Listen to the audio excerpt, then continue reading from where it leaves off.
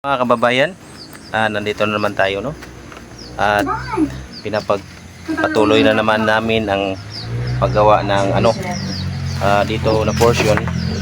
Gagawin po yung paghahanap ng aso na ang pangalan namin na aso nito ay si Budong, para bantay na rin o gwardiya sa karwas ni Brother Iliji.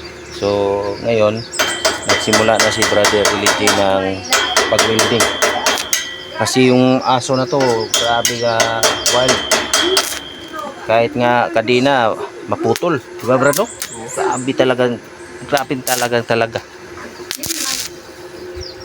Sa likod lang to ng car wash ng ilagay yung aso, yung kulungan.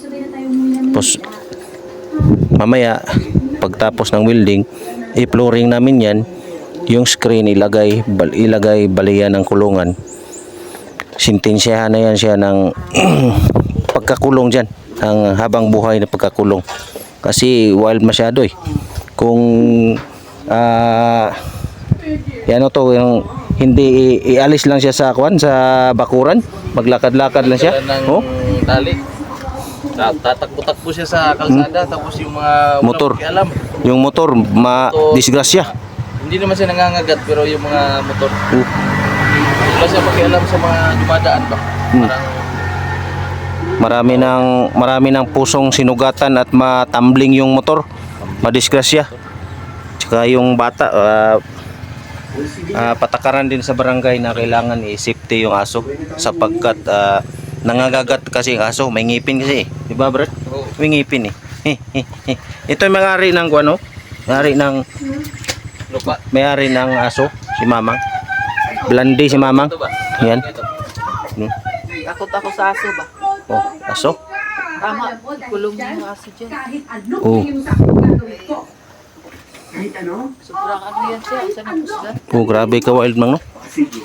Dapat ikulong, no? Ito, pati rin to si Mamang ang may-ari. Sobrang laki niya ba?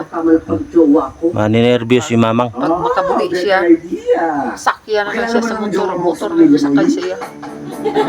Sobra niya laki. Yun, pakainin ko siya sa isang linggo. Malaki pa rin. Tatlo lang, para Hindi masyadong maglaki.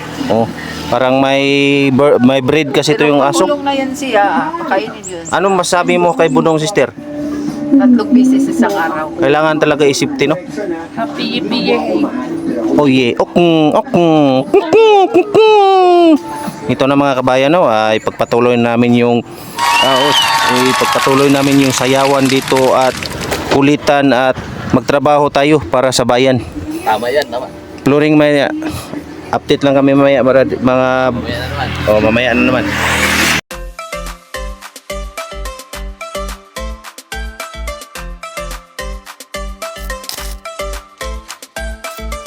Na to, kinakating ni brother yung mga bakal. Building na.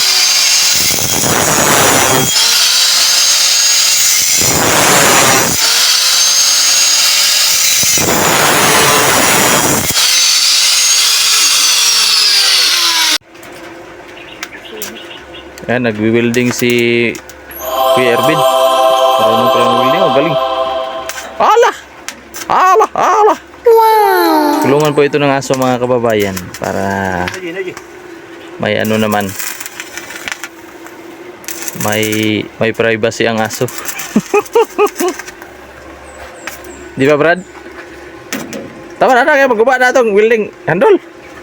Nanay ko. Kapan na to? Ulan man. Okay. Paano pa to? Isa. Last one. Na. Babayan, nandito na po yung update ng aming paggawa ng kulungan ng aso na si Budong. Ayan, kitang-kita nyo naman ang aking costume, para iwas sa usok at malangap natin yung usok na galing sa welding rod. Kasi nakakasama yan ng kalusugan, di ba brother? Makapunta yan sa yung lungs, delikado yan na. Ano man na si brother, veteranong veterano. Sa barko pa lang, wala na yan. Doon si brother sa barko na hasa. Oh. Kita mo naman oh. Siya mo nang pinawilding ko. Nagpahinga muna ako dito sa tabi kasi napagod ako eh. Brad no? Di ba Brad? Oo, Brad. Oo. Dinugtong ni brother yung bakal para madugtong yun sa ibang dugtunganan. Wow! Tapos dito na yung aso sa loob. Halimbawa, ako yung aso. Diba? Ako yung aso dito no, sa loob ako. Ako yung aso no. Hindi na yan makalabas. Kasi grabe na yung kulo no. High teen alert na to, high teen facility na to dito. Ay, ito na yung sa tao. Kung baga sa tao, pa Bartolina na itong area na to dito. Diba Brad? Oo, Brad. Oh, mana niyo. Trada diyo. Okay pa. Wala pa tayo ng pamahaw Brad no? Nagtimo lang tayo tinughong no? Yan ang entrance ng kulungan ng dog. Tapos yun yung amo yun. Yun ang magpakain dito. Oh. Kumakain din siya.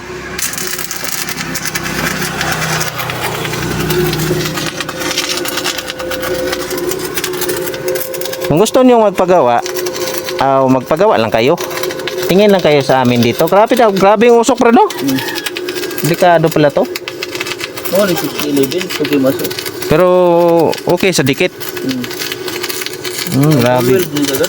Grabe aso para manay malanghap nimo sira yung baga mo no, yung langis natin. Kaya kayo diyan mag-welding kayo, mayroon kayong gear, sombrero, tapos may shield, yung may mask kayo, tapos naka-jacket, naka-pants, tapos naka-boots, at saka meron kayo diyan yung protection sa mata. Yan ang mga kababayad. Ilagyan namin ng bubong ang bahay sa aming budong na aso.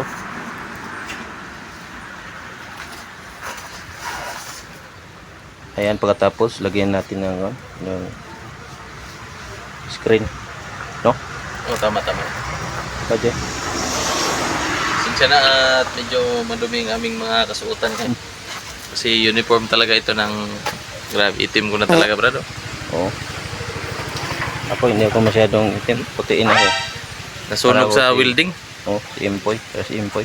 Kung itim ako nung una, brown pala. Ngayon, mas lalong nag-brown. Payat pala ako. In reason. Ito na mga kababayan yung ginawa namin ni Brother Elijah na kulungan ng aso. Tapos may aso na sa loob, malaki. K9.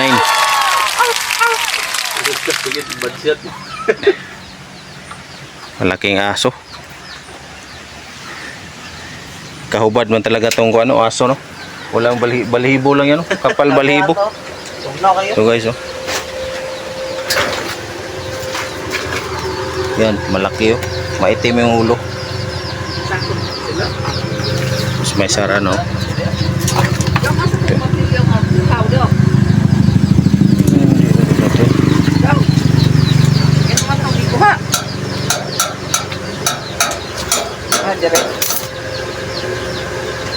Anak rin na siya masarado siya. Hindi rin na sa kuto po. Okay na no? Load man siya dia. Yeah. Anong masasabi mo sa bagong kulungan Justin Mang ni Budong? Ang buti, kulong na yan si Justin. Yeah, man. Bakit man?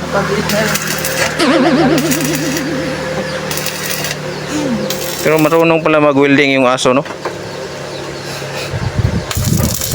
May kasama si Budong to. Brother, natapos na rin ang ginawa natin dito. Tulungan ni Justin.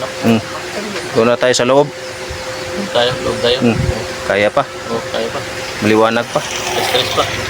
Stress mga kababayan, nakita nyo yung kulungan ni Budong. Yung aso namin na grabe na laki. Ito kaya washing ni Brother Elijah. Double purpose din ang gamit ito. Sayang yung space. Tapos nilagyan na lang ng kulungan ng aso para gwardiya sa karwas ni brother. At hindi may magnakaw ng Brad, kanyang brother, no? tignan mo yung paligid natin, alas 3 ng hapon. Alas 3 ng hapon. Fogs. Parang bagyo yung ating lugar, brother, no? Oh. Kahit alas 3 ng hapon, no, may fog. Oh. Tingnan niyo po mga kababayan yung paligid namin, parang nasa parang nasa Bagyo. No? Ang ganda, oh. Kahit Ang alas ganda. 3 po ng hapon ngayon, ganito ang itsura ng aming kapaligiran. Ang gandang pagmasdan at paglablab. Ang lamig. Lamig. Lamig masyado. Pero okay lang man ang lamig dito. Sanay naman tayo. Sanay na. Oh, sanay kami sa lamig dito, Sanay mga na kabayan. kami taga-bundok. Ito yung natural na aircon namin. So hanggang dito lang siguro, brother, no? Ano tayong video? Moro to. Hanggang kanina, okay na yun. So maraming salamat sa inyong suporta at panonood. At suportahan nyo yung Aberilla Brothers, LG Aberilla Vlogs at Ervin Aberilla Vlogs. Si Brother Alvin, yung sponsor ng yun. Sponsor ng Car Wash. Car Wash mo. Shout out. Thank you sa Aberilla Rob, Aberilla Rebecca Vlogs. family and family. Kay Baby Ace, kay Judy, Oh, at okay. kay Pipi Timral. At saka salihan natin si Brother Mangili. Oh. Yung asawa ko dyan, si Chanda Aprilia at Israme Aprilia, my daughter. At shoutout natin si Mamang. Huwag natin kalimutan si Mamang kasi yan ang supporter natin, eh. Umiyak siya nung tinanggal natin ang bulaklak. Isang Sabi araw niya, siya nagkulong sa CR. buong araw siyang nag-iyak. Umiyak sa CR. Siya lang isa. Sabi yung background natin, brother, lamig, oh. Parang nandito tayo sa